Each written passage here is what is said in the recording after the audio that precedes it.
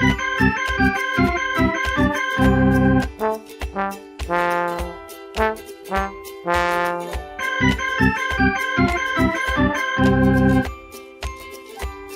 keep track of your classic books, we provide a reading journal. Grab your copy by following the link below. This journal also makes a lovely gift for book lovers. Just saying. You are over scrupulous, surely. I dare say Mr. Bingley will be very glad to see you, and I will send a few lines by you to assure him of my hearty consent to his marrying whichever he chooses of the girls, though I must throw in a good word for my little Lizzie. Subscribe.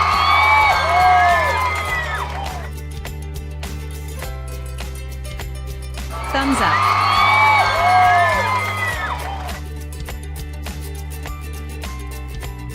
Hello and welcome to the Classic Book Chest.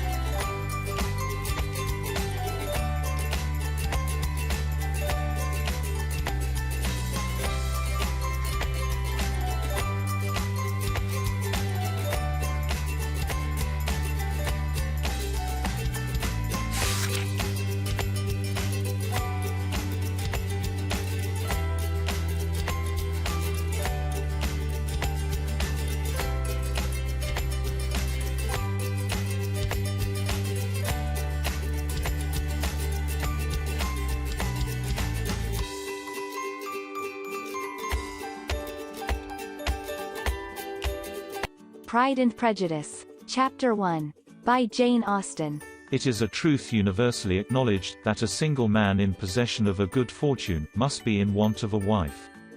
However little known the feelings or views of such a man may be on his first entering a neighbourhood, this truth is so well fixed in the minds of the surrounding families, that he is considered as the rightful property of some one or other of their daughters. "My dear Mr. Bennet," said his lady to him one day, "have you heard that Netherfield Park is let at last?" Mr. Bennet replied that he had not. "But it is," returned she, "for Mrs. Long has just been here, and she told me all about it." Mr. Bennet made no answer. "Do not you want to know who has taken it?" cried his wife impatiently.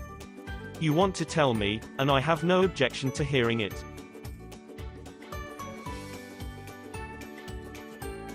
This was invitation enough. "Why, my dear, you must know, Mrs. Long says that Netherfield is taken by a young man of large fortune from the north of England, that he came down on Monday in a chaise and four to see the place, and was so much delighted with it that he agreed with Mr. Morris immediately, that he is to take possession before Michaelmas, and some of his servants are to be in the house by the end of next week." What is his name? "Bingley." Is he married or single? "Oh, single, my dear, to be sure. A single man of large fortune, 4,000 or 5,000 a year. What a fine thing for our girls." How so? How can it affect them? "My dear Mr. Bennet," replied his wife, "how can you be so tiresome? You must know that I am thinking of his marrying one of them." Is that his design in settling here? "Design? Nonsense, how can you talk so? But it is very likely that he may fall in love with one of them, and therefore you must visit him as soon as he comes." I see no occasion for that. You and the girls may go, or you may send them by themselves, which perhaps will be still better, for as you are as handsome as any of them, Mr. Bingley might like you the best of the party. "My dear, you flatter me. I certainly have had my share of beauty, but I do not pretend to be anything extraordinary now. When a woman has 5 grown-up daughters, she ought to give over thinking of her own beauty." In such cases, a woman has not often much beauty to think of. "But, my dear, you must indeed go and see Mr. Bingley when he comes into the neighbourhood." It is more than I engage for, I assure you. "But consider your daughters. Only think what an establishment it would be for one of them. Sir William and Lady Lucas are determined to go, merely on that account, for in general you know they visit no newcomers. Indeed you must go, for it will be impossible for us to visit him, if you do not." You are over scrupulous, surely. I dare say Mr. Bingley will be very glad to see you, and I will send a few lines by you to assure him of my hearty consent to his marrying whichever he chooses of the girls, though I must throw in a good word for my little Lizzie. I desire you will do no such thing. Lizzie is not a bit better than the others, and I am sure she is not half so handsome as Jane, nor half so good-humoured as Lydia. But you are always giving her the preference.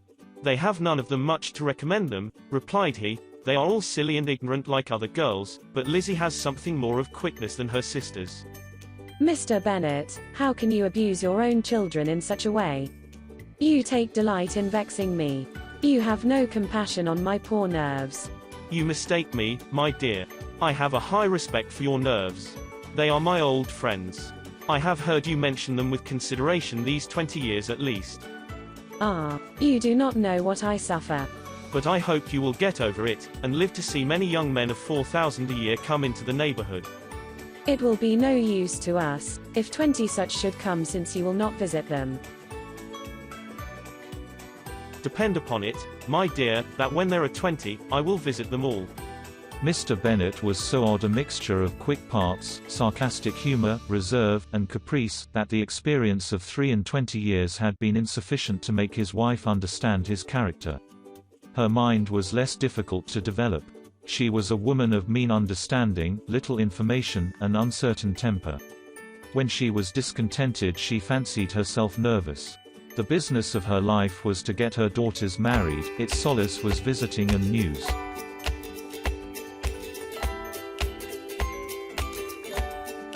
Classic Book Chest. Subscribe.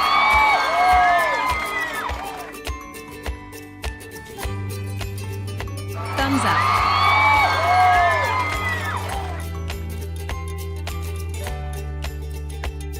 To keep track of your classic books, we provide a reading journal. Grab your copy by following the link below. This journal also makes a lovely gift for book lovers. Just saying.